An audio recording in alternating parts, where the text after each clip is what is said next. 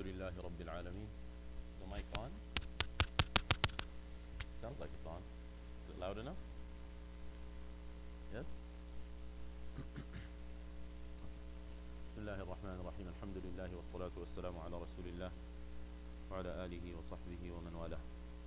We begin with the name of Allah, God Almighty, asking for His help, for His blessings, and for His protection, for He's the Lord of mercy and grace.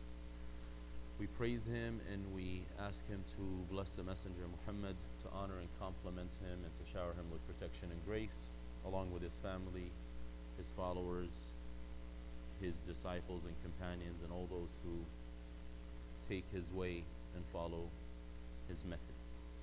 Last week we spoke about Mu'adh ibn Jabal in this part, in this series where we're discussing prophetic stories, illustrations of life from the events that took place in the life of the Messenger Muhammad, where we're trying to extract lessons that we can live by.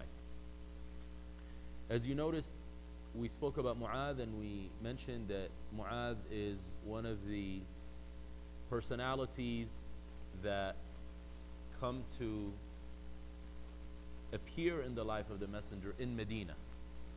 And what we have to remember about Medina, or the Medinan era of the ministry of the Prophet, is that's when there was a community being established, a physical community.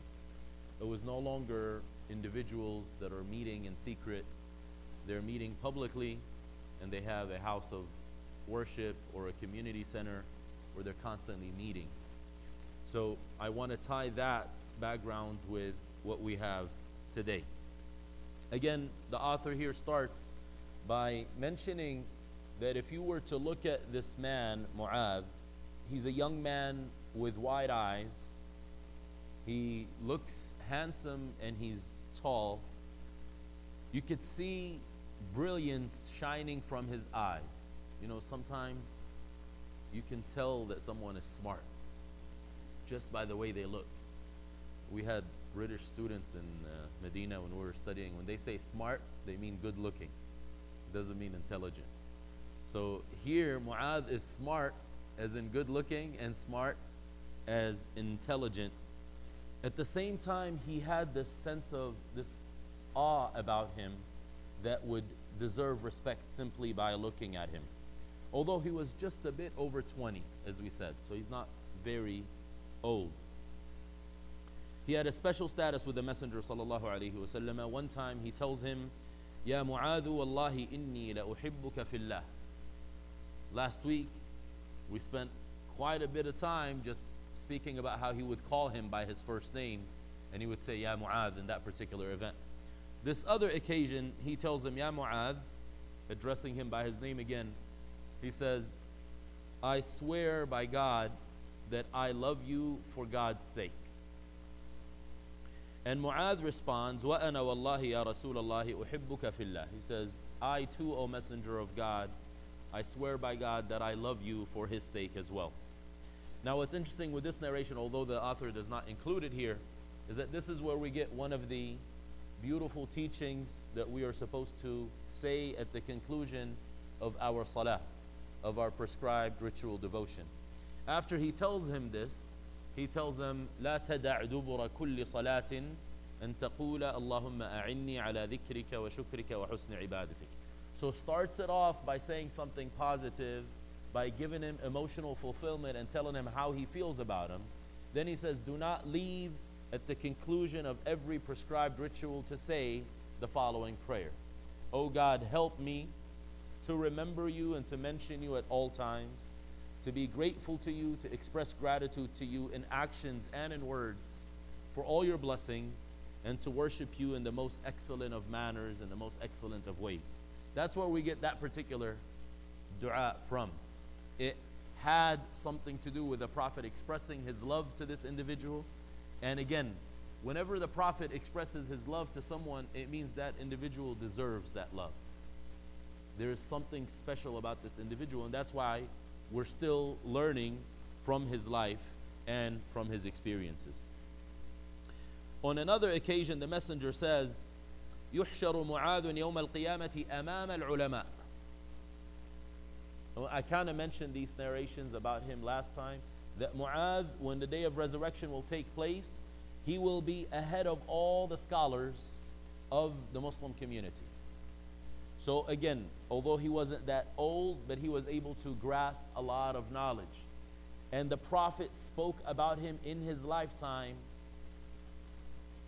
and praised him and complimented him. Again, this is something very important when we're dealing with people. If someone has a skill, if someone has a gift, ensure that you're empowering these individuals. Don't let that go to waste. Praise them, speak highly of them, encourage them without making them feel cocky, without making them feel full of themselves. So striking that balance. And that's what we can tell from last week's lesson. He taught him a specific teaching, but he says, don't teach it to people because they may be neglectful. They may be irresponsible with that information. So there is teaching, there is good news, but at the same time there is discipline and there is control. On another occasion he says, أعلم أمتي بالحلال والحرام معاذ. The most knowledgeable of all of my community in the prohibited matters and the lawful matters is Mu'adh. So again, he's knowledgeable in the legal field of Islam. What we mentioned last time is that not every single one in the early community was an expert in the law.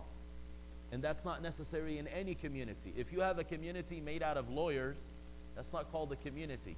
That's called a law guild. That's a club. But these people get sick, so they need doctors. And they need homes, so they need engineers. And they need to purchase items, they need workers. And then they need to have some labor done. That's where other people come in.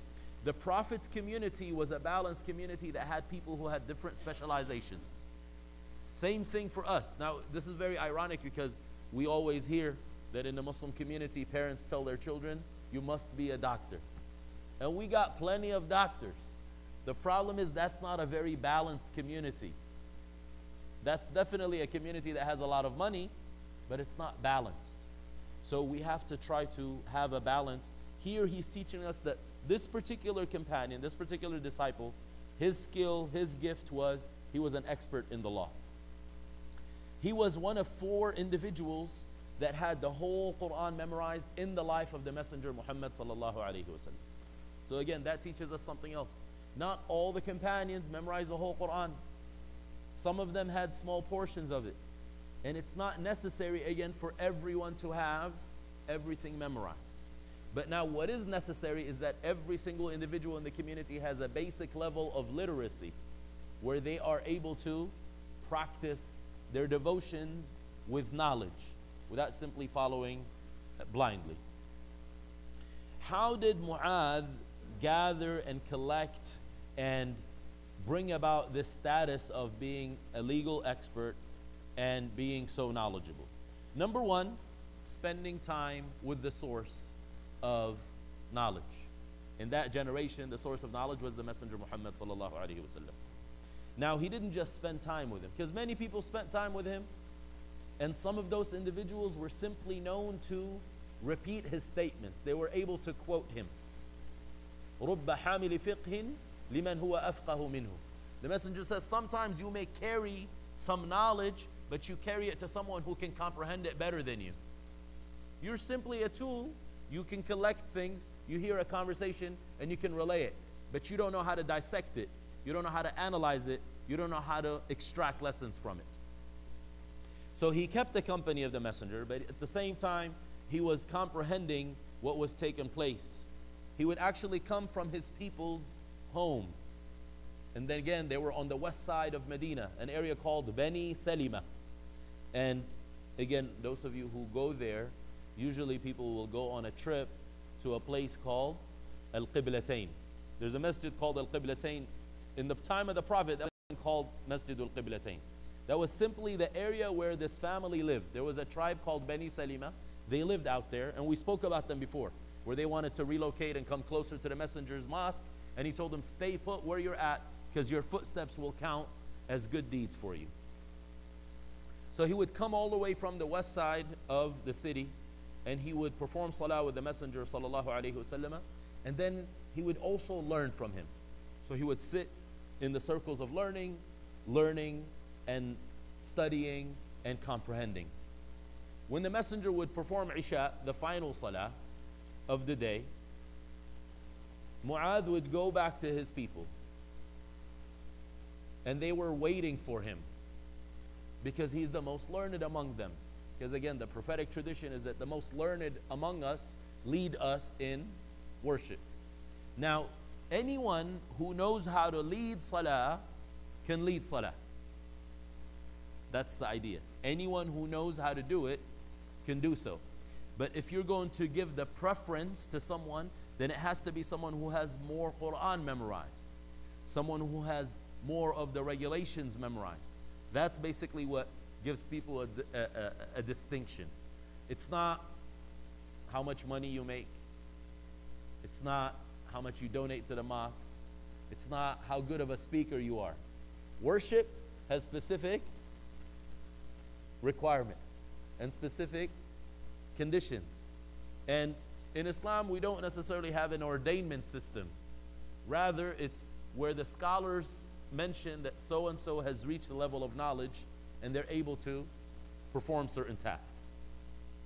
Anyway, he was the most knowledgeable among them, and he also had the most Quran memorized.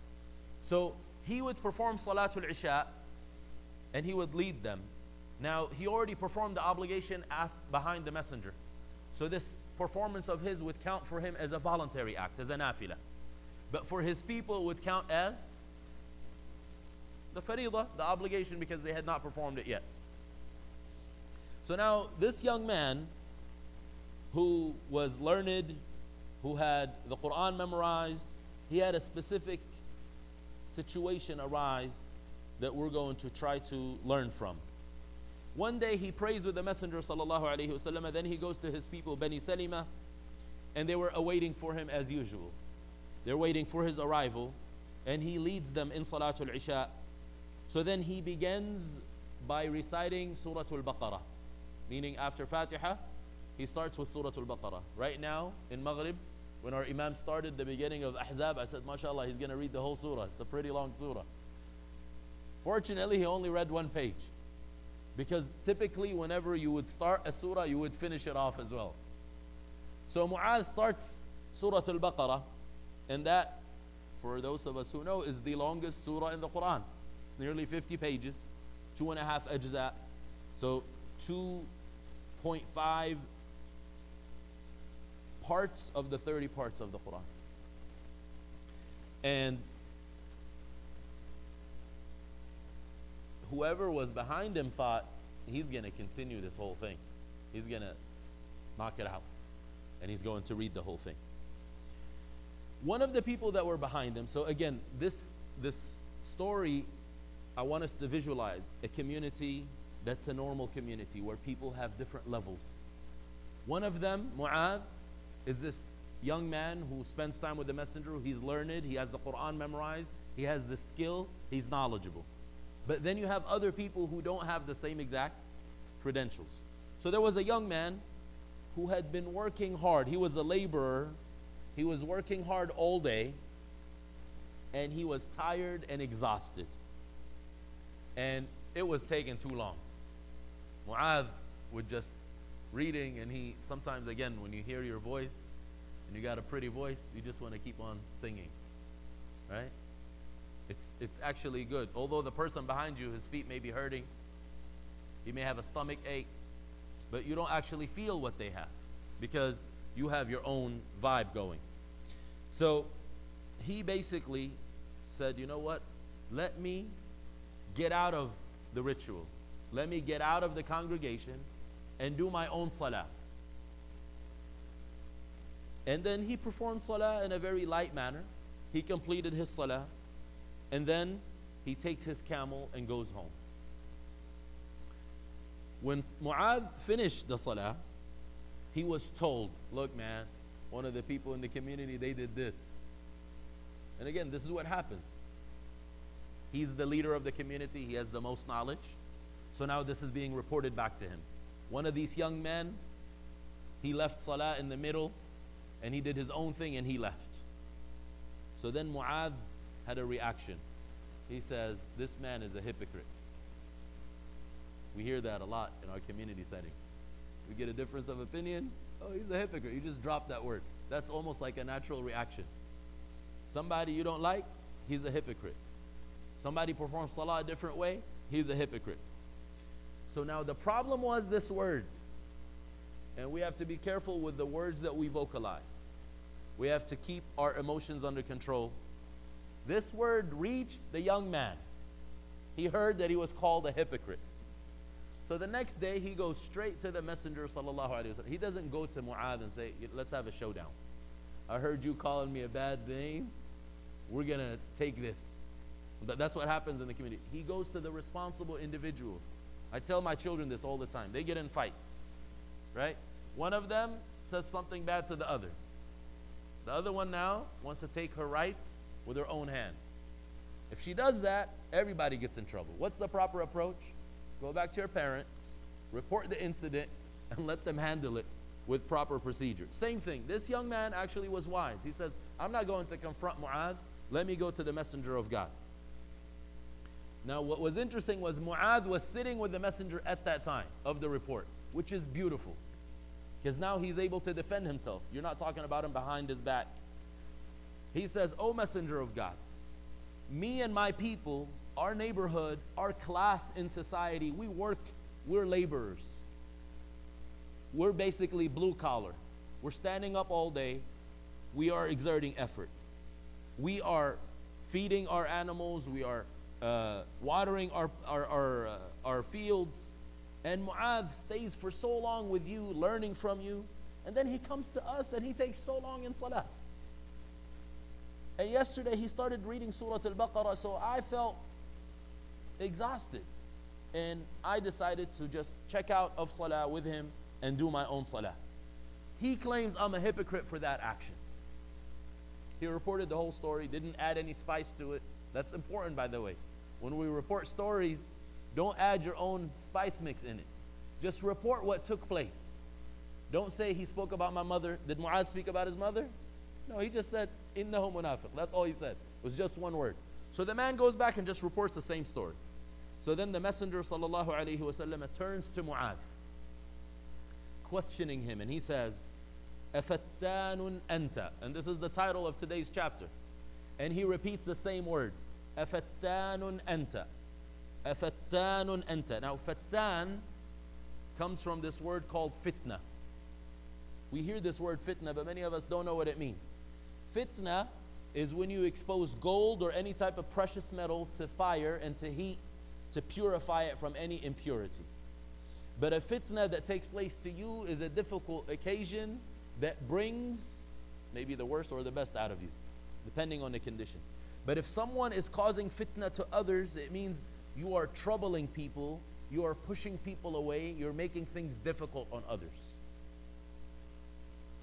He says, إِذَا أَمَمْتَ النَّاسَ فَقْرَأْ بِالشَّمْسِ وَضُحَاهَا. If you are to lead people in salah, then recite the following surahs. He gives them instruction now.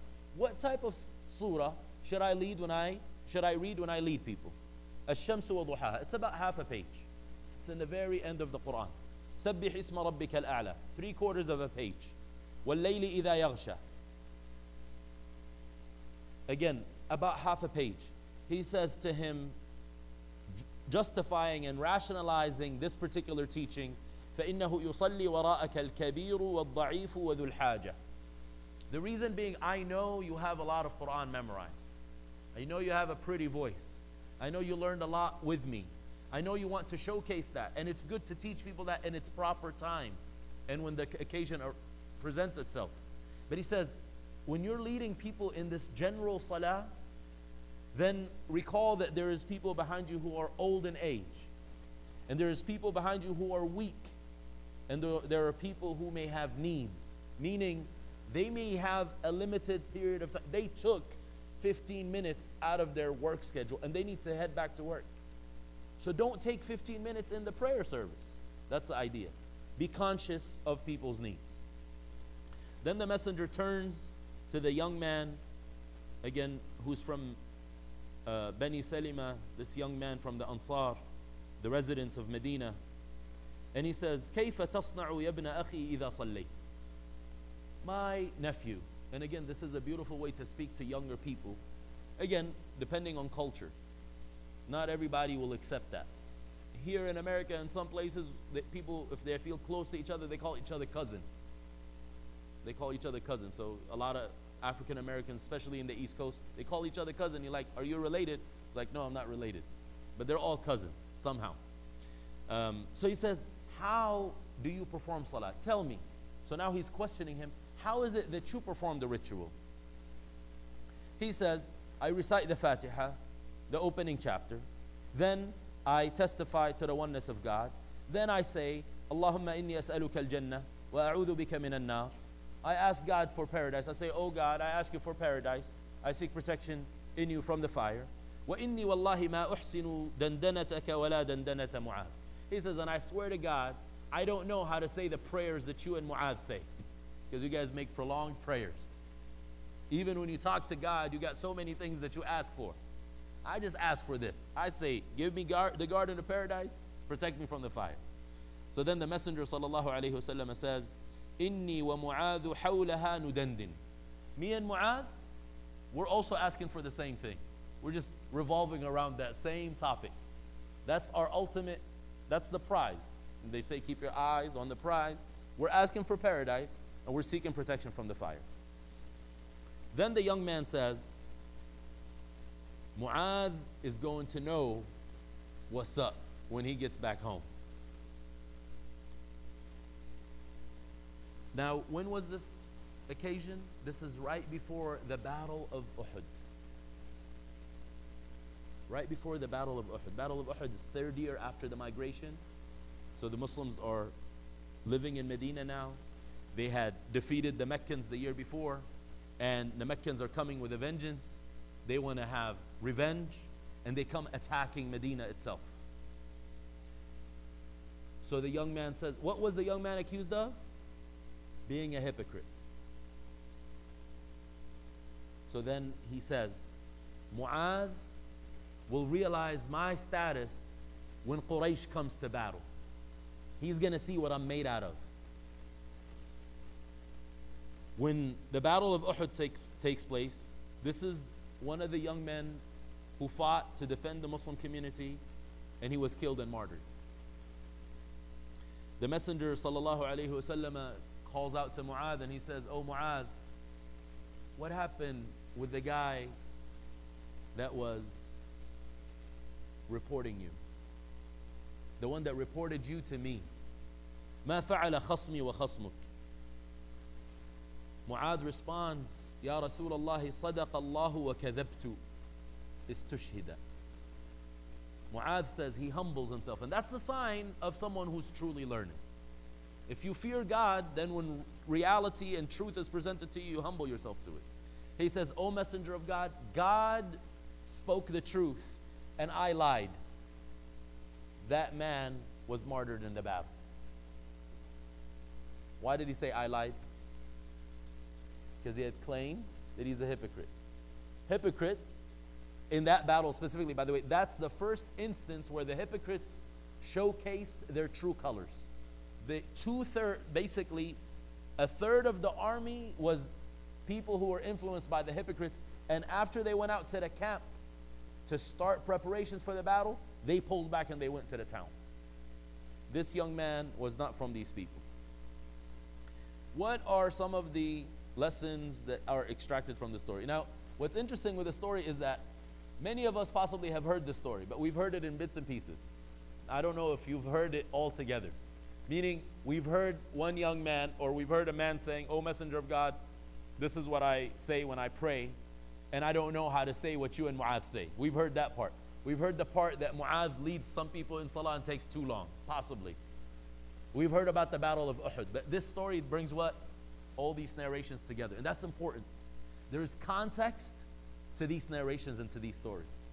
And unfortunately, we're not doing them justice when we just take one and run with it. Why do the scholars only mention a part of the story in books of hadith, for example?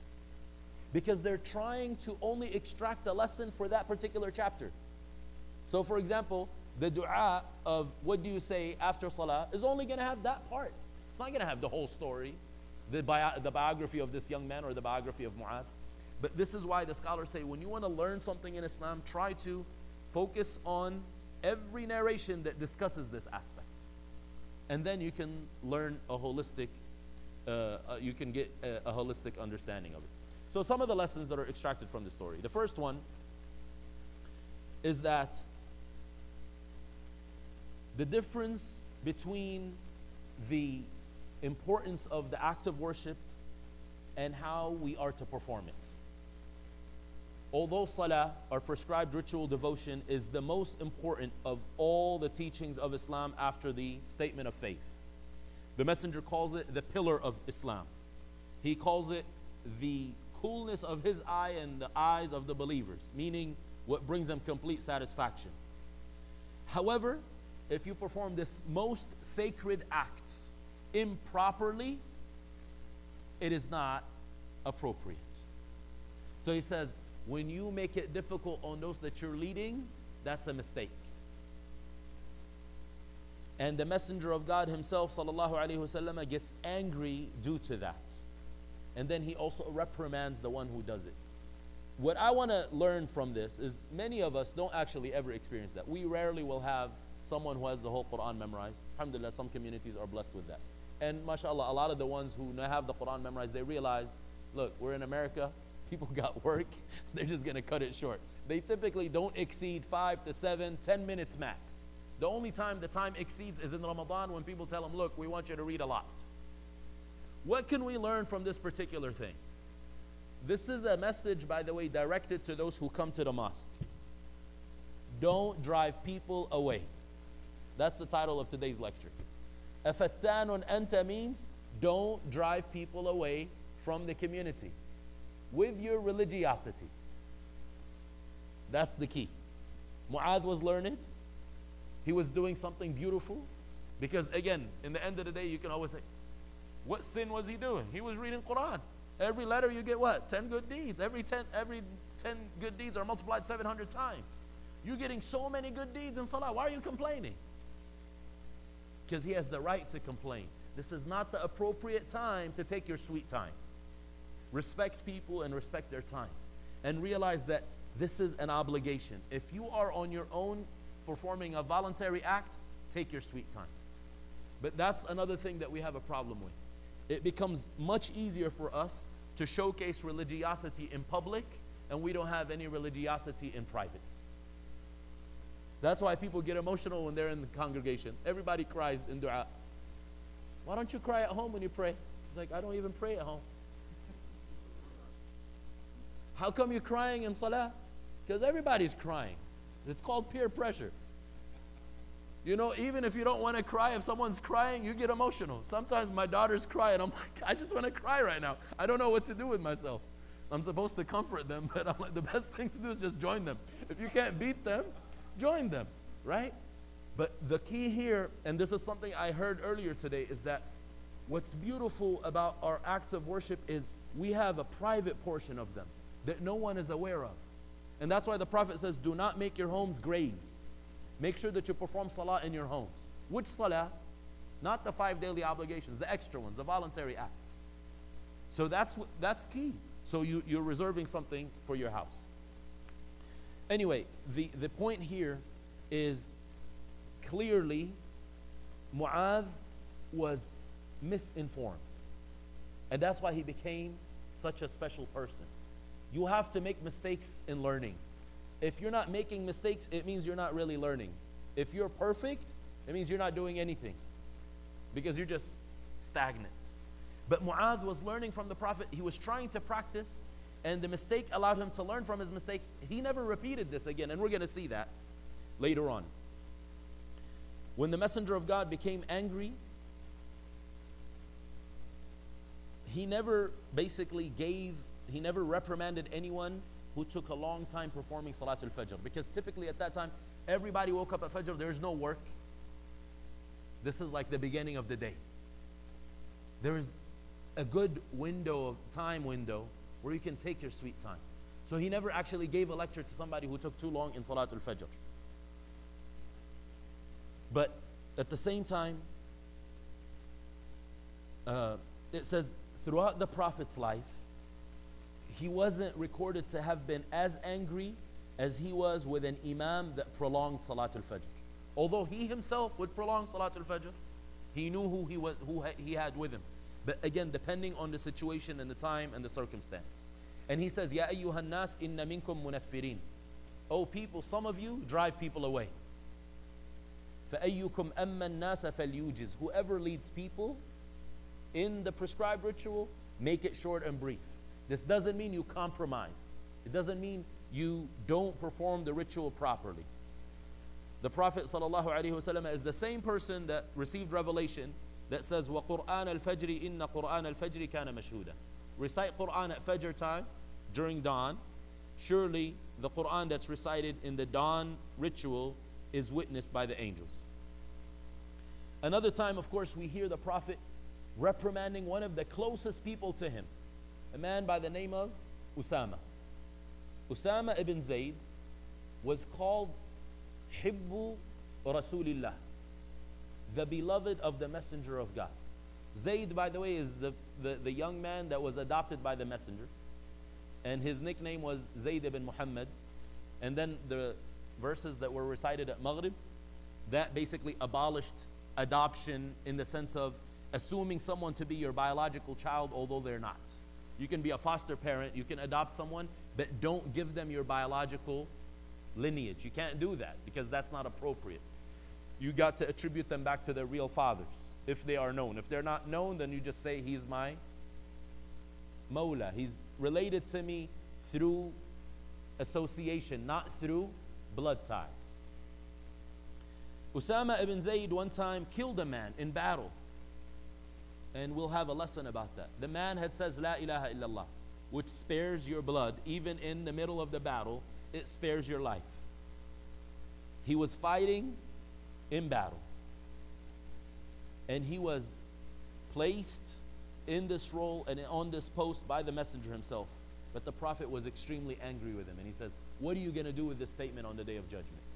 He says, I killed him because he was afraid. The only reason he said it is because of fear. He says, did you open up his heart? Did you check what was in his heart? The messenger another time became extremely angry with a person who donated all of his wealth.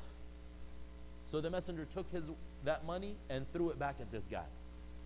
And he says, يَأْتِي أَحَدُكُمْ بِمَالِهِ كُلِّهِ فَيَتَصَدَّقُ بِهِ وَيَتَكَفَّفُ النَّاسِ إِنَّمَا الصَّدَقَةُ عَنْ ظَهْرِ غِنَى. He says, one of you comes up here and donates all of his money and then starts begging people for money. He says, if you want to donate, you got to have riches. You got to be self-sufficient. You don't just give all your wealth and then become what? A liability on others. You have to donate wisely. You have to budget wisely. Although the Prophet ﷺ is the same person who says, as-sadaqatu burhan. Giving charity is an evidence for your faith. So now there is a balance here. The messenger is encouraging you to give charity, but he says don't be reckless with it. He's encouraging you to strive and struggle, but he says don't judge what's in people's hearts. He's encouraging you to lead salah and to perform it properly, but don't drive people away. So the point here again is there are merits, and this is the key, because I had multiple conversations, and it's typically people who are regular in the mosque. This is the type of stuff they come up with. They say, you know, the mosque is such an important place. So here, they know part of the story. Or this particular act of worship is so important. Again, part of the story. This is called Fadlu Sha'ira. This is a sacred rite that has special status with God. No doubt about it. But then how do you perform it? How do you apply it? That's key. That's key. So that's why when you perform and you apply, there is room for improvement and there is room for mistakes as well. And that's why the Prophet was able to critique and to guide and to showcase the correct method of performance.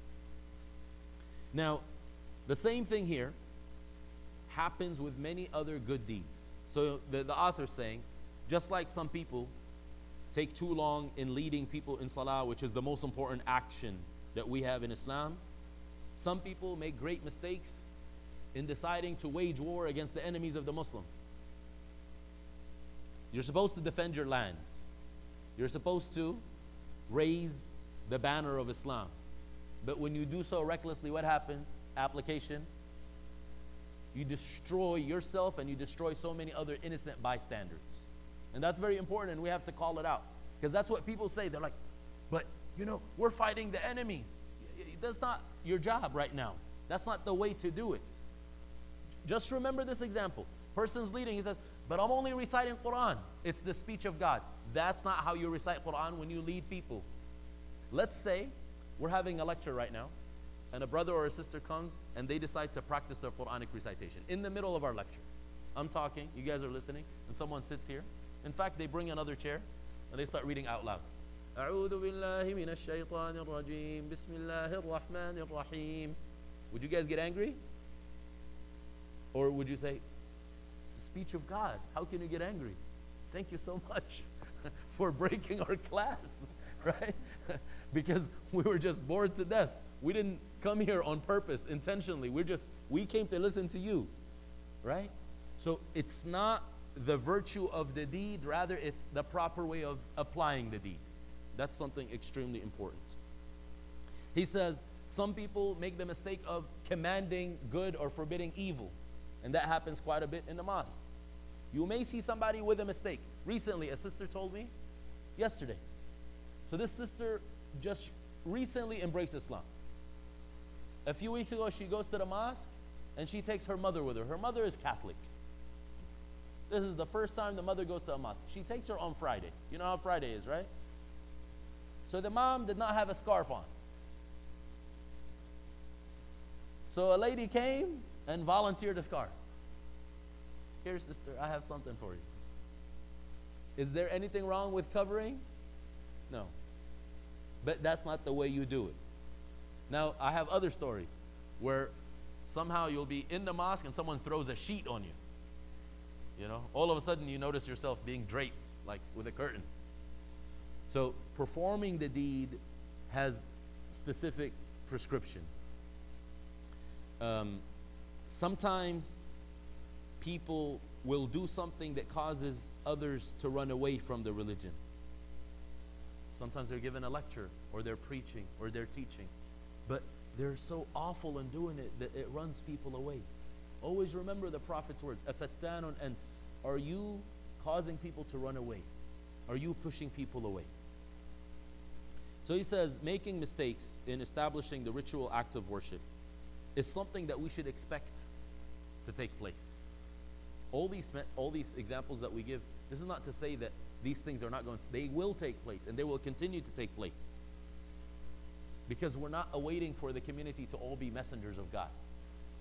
We're all humans, so we are going to make mistakes, even if we have good intentions. People in the community are not angels. However, the proper approach is that when a mistake is made, it should be corrected properly. So let's say I lead people in salah and I take too long.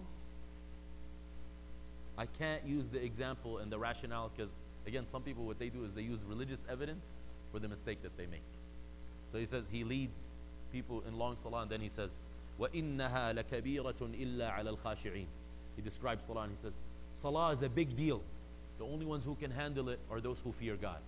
What are you implying? The ones who complain don't fear God, right? Meaning, I'm holier than thou. That's what they say. I am more righteous than you are. He says, some people, when they make mistakes in deciding to wage war or fight and have combat, they start quoting a hadith. But Allah says, fighting has been established about, it is a command of God. You have to fight in certain circumstances. So using quotes out of context, misquoting the religion. Some people, when they forbid the evil and they're told, that wasn't really the proper approach, they say, but if I don't forbid the evil, the ship of the community will drown. Because that was the example the messenger gave to forbidding evil. He says it's like a group of people that went on a ship, and some went on top of others, like it had 2 decks. And the ones on the bottom, every time they got thirsty, they would go up and get some water. But then they said, you know what? We want to cut through the chase. We don't want to bother the people on the top deck. So let's just put a hole in the ship, and whenever we want water, we can just grab the water straight from the ocean. And the messenger of God says, if the people on the top of the deck left him alone, everybody would have drowned. And he gave that as an analogy to stop people when they're doing something evil. But it's not appropriate to use that if you're stopping people in the wrong way. So that's why the scholars say the criterion for forbidding the evil is that you don't bring about a worst evil. What's the worst evil? So let's have an example of a worst evil. Somebody is performing salah and they're making a mistake in salah, but they're doing salah. You go to them in a rude manner and you say, you're making a mistake. So he says, you know what? Forget you. I'm never doing salah again. What did you achieve? A worst evil. But you come to him with a proper approach and you say, you know, let's read something about how to perform salah properly in an indirect way. You choose the right time when the person is feeling good. You have a conversation with him, you get to know him or her. So basically, we should not misquote texts from the Quran and the prophetic tradition, although these texts are speaking about the virtues and the merits of good deeds, and putting them in the wrong way because we are justifying our own mistakes. The Messenger of God actually showed us how to correct the mistake. He says, do you wish to run people away? He asked them a question in a very kind fashion. And then the other instance, he says, oh people, he didn't name the person explicitly, and that was a beautiful prophetic tradition. Let's say I know someone, remind me of your name? Muhib. I know Muhib made a mistake. I shouldn't go up there on the pulpit and dedicate a whole khutbah and title it, oh Muhib, make sure that you don't do this again. The Prophet never did that. He never mentioned people by name except rarely. But he would say, some people do this. Now, Muhib knows what he did. And it's between him and I. I don't need to expose him. The point is, though, it could be a learning moment for him and for others. But I'm saying it indirectly. He doesn't feel the pressure, because if he feels, why is this guy picking on me? You think I'm the only one that makes mistakes? Then what's going to happen? He's going to take it personal. He's going to chase for my mistakes. And then the next week, you'll have a khutbah. Beware of Ahmad's mistakes. Right? And then it becomes egos, just fighting one another. So the Prophet's method was to say, some people run others away. So I'm not going to say any of you guys run people out of the mosque, but we already know there is people who are called unmasked, people who feel marginalized in the community. Is it possible that we did something to push them away? It's likely. So let's do some introspection and correct ourselves. The man who made a mistake on the battlefield, he tells him, did you kill him after he says La ilaha illallah? Again, even the way he reprimanded people was full of wisdom. And then he says one time, you know, this is amazing. On another occasion, Khalid ibn al-Walid went on an expedition, a military expedition. And when he reached the people were terrified of him. And they said, Sabatna, Sabatna. They said, we left our father's religion, our forefathers' religion. Khalid understood out of that what? They are like following some false religion. The people meant that we embrace Islam. Like, just don't fight with us, man. We're one of you. Khalid still punished them, and there was casualties in that battle. So when the Prophet was told, he says, Allahumma inni abra'u ilayka mimma sana'a Khalid. Oh God, I am free and I disassociate myself from the actions of Khalid in that instance. But he did not say, I am innocent of Khalid. He didn't say, he does not represent me. He says, those actions don't represent me. That's very important. Isn't that what the community does, though? Somebody from our community makes a mistake, everybody on the news. These people are not Muslim. Who gave you the authority to call people Muslim or not? Right? So the same people who say, don't judge me, become the most judgmental. So the Prophet used to witness people's mistakes, and he would correct it in a beautiful way, and he would make people learn from their mistakes and desire to come back for more. So Mu'adh did not allow this event to break his heart, and he says, you know what, I quit being part of the Muslim community. I was embarrassed in public. I called someone a hypocrite and I was wrong. No, Mu'adh still was close to the Messenger of God. He sent him to Yemen, and then after the Prophet's death, he went to Sham. What was the point behind that? He still felt empowered, and those learning experiences did not take away from his status. He was still the most learned, and he was still a scholar. We have another narration which is very important, and I wish we can have this in every certain in the front of us, in our faces, our eyes. I don't want to advocate for putting posters in the mosque, especially with narrations, but this is a huge teaching. It says that Umar ibn al-Khattab, one time on the pulpit, he tells the people, "Oh people, do not make people hate God. Don't make God hated to people through your actions. لا تبغض الله إلى عباده." And that's what we do quite a bit of times. That's the complaint that we get. Most people don't like religion, not because of the religion, because of negative experiences with religious people. That's it. It has nothing to do with the religion. And that's, by the way, not just Muslims. This is a universal problem. You ask anybody about church, oh, the people in the church are hypocrites. What did these people do? They made people leave God because of their bad actions. People were going to church. They're coming to the mosque. They want to worship God. But you give them a wrong experience and they never want to show up again. قالوا كيف ذاك أصلحك الله. So the people question him. He's like, how are we going to make people hate God? And they said they felt strange with this particular statement. He says, يكون أحدكم إماما فيطول على القوم حتى يبغض إليهم ما هم فيه. He says one of you is leading people in worship, and then he takes so long that people feel terrible about what they're engaged in. And that's what happens. People are like, man, can he just finish this? I hate salah. You hear this from young people, especially when your parents force you to do taraweeh. The kid doesn't do salah regularly. He does not do the 5 daily salah, which take 5 minutes each. And you bring him in Ramadan and force him after eating dinner to stand for 2 hours. What do you think his experience is? He hates it. She hates it. And they're like, we start complaining. Why are they outside? Because they're not used to this. You can't even stand up. How are they going to stand up? So again, being careful of not making people hate God and hate worship because of our unwise application of the teachings. So the author says, we say today, may Allah have mercy on the leader of the believers, Umar. How many people have we made hate God because of our bad application? So then he says, Allahumma ghufran, we ask you, Allah, to forgive us for our shortcomings.